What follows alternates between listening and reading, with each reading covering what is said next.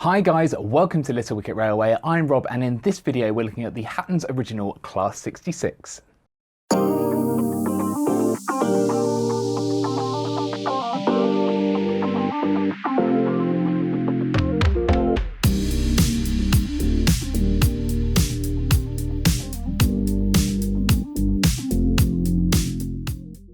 This was a 2020 release for Hattons, originally £150 for the DCC Ready version. However, in their festive sale, this was reduced to £119. And it's fair to say these models have generated quite a buzz, but not always for the right reasons.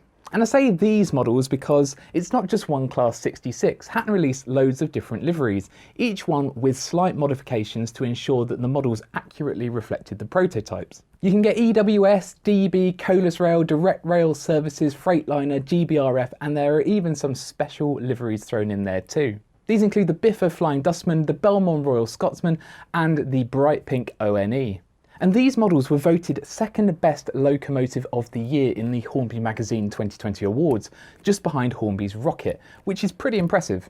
It's reportedly really detailed. However, there are reports on some forums of parts falling off. Some have even sarcastically started referring to it as a kit build because of the number of parts you need to reattach once you open the box. And quite a number of people have said that their models suffer from a wobble, so when it's going down the track it shuffles from side to side a bit. So fingers crossed that mine doesn't suffer from any of these issues. Let's get it open and take a closer look.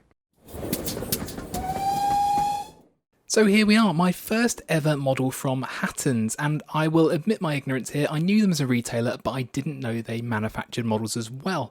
So I'll be interested to know how models from these smaller manufacturers compare with the models from the likes of Hornby and Bachmann. So first of all, let's have a look at the box. So a bit of a less is more thing going on at the front with not much, but we know it's a Class 66 and we know it's 00 scale. But on the side, we've got this really nice technical drawing of the model, very detailed, and I hope the model is as detailed as the picture. And on this end, we have a picture of the model in the box. Spoiler for you, it is in the EWS livery, and it is running number 66125. Okay, so not a lot to say about the back either. Let's get this open. So it feels like a very nice, sturdy, robust box, which is a good start. Oh, and we've got some sparkly foam. Not often you see sparkly foam used. Let's move this out of the way. It's a quality foam. And we've got an instruction booklet. So as always, let's just hold back, build the suspense a bit longer, take a quick look at the instructions. We've got a bit on box contents.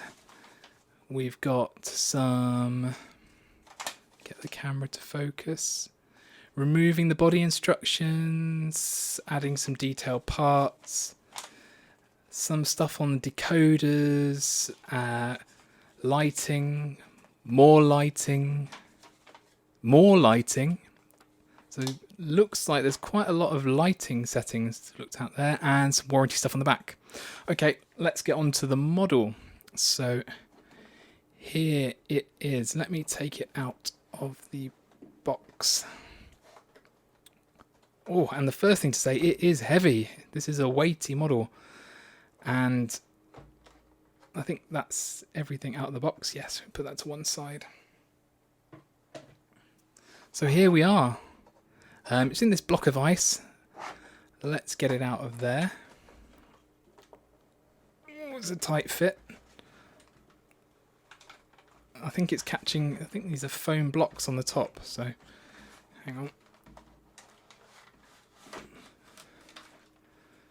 There we go, that's off. Right, so let's take this out. Yeah, it's just a very solid bit of foam packaging. Before we look at the model, we've got the details pack. So we've got a coupling in there, some spare pipe work, and I think that's a couple of air dams. That's nice. So here we go. Let's open this up. And there she is. Let me remove the shroud.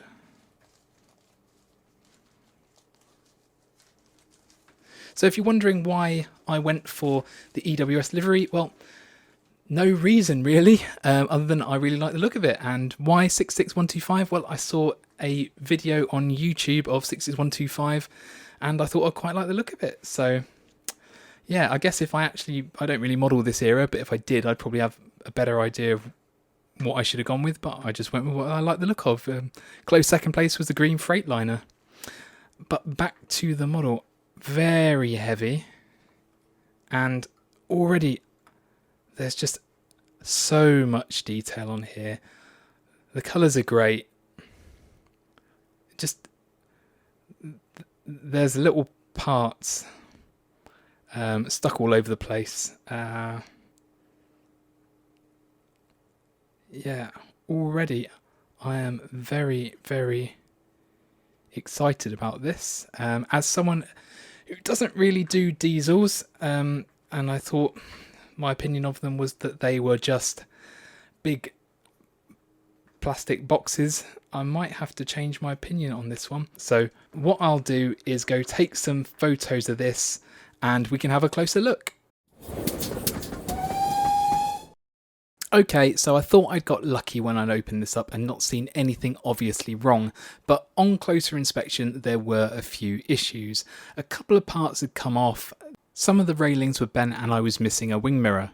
Even though I'd been warned this might be the case, it's still really disappointing and frustrating to open a brand new model and have to reattach parts.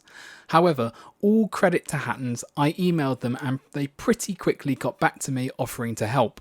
Personally, I don't mind reattaching the parts if they're not broken, so I carefully glued these back on myself. I know that to some people this wouldn't be acceptable, but there's always going to be a trade-off between detail and fragility. The missing wing mirror is more frustrating because I couldn't find that part in the box, so Hattons have had to send a replacement and it hasn't arrived in time for these photos. Anyway, here are the photos of the model with all the bits I could find reattached. As I say, I'm still waiting on the wing mirror and I still need to look at the front railings, but given the level of detail on this model, I think in the grand scheme of things, these are really minor issues.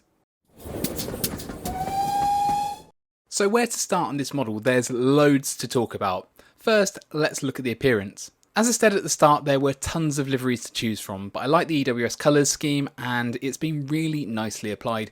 We've got the running number in the centre, the EWS logo beneath the cab window and plenty of detailed printing and signage. There are lots of parts that have been separately and individually highlighted, including cab window frames, steps, railings, pipework and loads of other parts that I don't know the names of. Unfortunately, it appears that the paintwork on some of the door railings was either badly applied or is easily chipped away because there are occasional gaps in the paint. In terms of separately fitted parts, where to begin? They're everywhere. The steps, railings, wing mirrors, brake pipes, couplings, lamp irons, grills, the air dams with sprung buffers and even the pipework under the grills. And what I really like is that the underframe is just as detailed as the body, with intricate pipework and sanding equipment, plus rotating axle boxes, which are a nice feature. Although I've read that they're prone to falling out, but touch wood, I seem to have all mine. The glazing around the cabs is nice and the interiors have a good level of detail. The main body shell is plastic, but the frame is die cast and the whole model weighs in at a whopping 752 grams. Under this plastic block in the middle there is a large piece of metal which gives the model a solid low centre of gravity between the bogies. Each of the 12 wheels have pickups which would make for reliable running and flicker-free lighting. Inside the model, both bogies are powered by a 5-pole motor with 2 flywheels, which again should give some pretty smooth running. Also inside we've got a 21-pin decoder socket and we've also got the most complex lighting arrangements I have ever seen. Either side of the decoder socket we've got a bank of 3 switches and each switch has 3 positions. You set these switches depending on whether you're using analog or digital and how many functions are on your decoder. The lighting includes tail lights, day and night lights, marker lights and cab lights.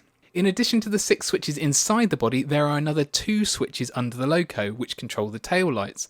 However, before you think, wow, so many lighting options, it's important to know that not all lighting will be usable depending on your decoder. In fact, the instructions say that unless you're using an ESU Locksound 5, the cab lights cannot be controlled and will not light. You'll need at least a 6-function decoder to separately operate the front and rear headlights. And another downside is that because the lighting switches are inside the loco, that means you have to take the body off to access them. And this is both very simple and yet somehow extremely difficult at the same time. The body is actually held on by 4 plastic clips, no screws involved, and they're easy to locate, and using a bit of plasticage you can easily unclip them. However, the bodywork is also attached to the cab ladders and a few other bits of delicate pipework. I think it's actually impossible to lift the body off without slightly bending these cab ladders, and given how fragile they are, I don't know how many body removals this model will take before you have to glue something back on. Okay, so that's an overview of the model. Let's get this on the rails and see how it performs. Okay, here we are on the rails, let's fire her up. And that's the Hornby Class 66 TTS sound decoder you can hear in there. Let's put it on a 1/4 power. And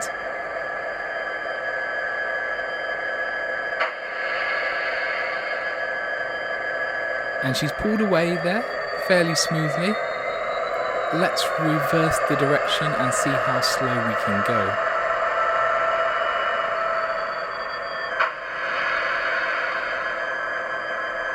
Ooh, a slight pause there, but she's off. And yeah, that's pretty slow. I'm towards the very bottom of the controller range here.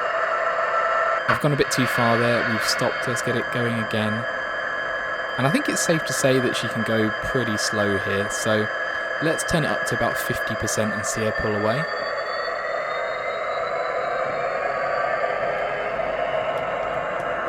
Yeah, I'm happy with that. So let's turn it around. Okay, my deceleration settings might be a bit too realistic here, and she's not stopping very quickly. So we're heading back in the right direction now. Let's try to stop in frame. And I've come up a bit short there. Let's go slightly further. And stop. Slightly overshot. I think I might need to learn how to drive this one, but overall I'm happy with the running, and she'll get a proper running later. I'll quickly show you the lighting on the front with the headlights and the marker lights.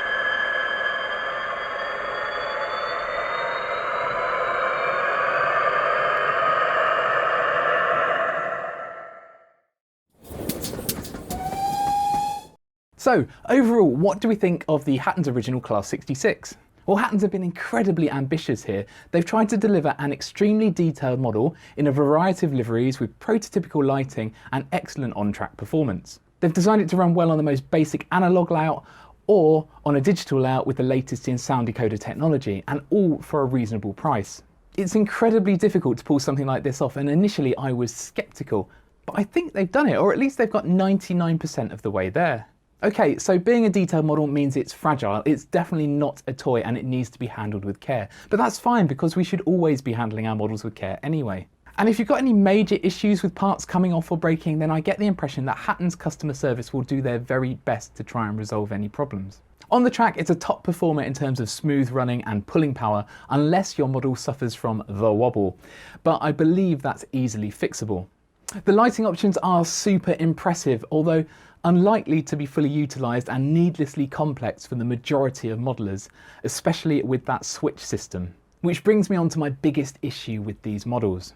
Those switches are inside the body, and I think the body removal process is flawed. It's impossible not to bend some of those small parts when you're taking the body off. And personally, I never want to remove that bodywork again. It was too fiddly. But if you're concerned with prototypical lighting and you want to switch from day running to night running, then that bodywork's got to come off, and it wouldn't surprise me if quite a few people had to glue their steps back on at some point. But for £119, this is a lot of model, by far the most detailed and complex locomotive I own. They're currently cheaper than the Bachmann Class 66, which I don't think is as detailed. They're currently roughly the same price as a Hornby Class 67, and don't get me wrong, I absolutely love my Belmont British Pullman, but it's not in the same league in terms of detail.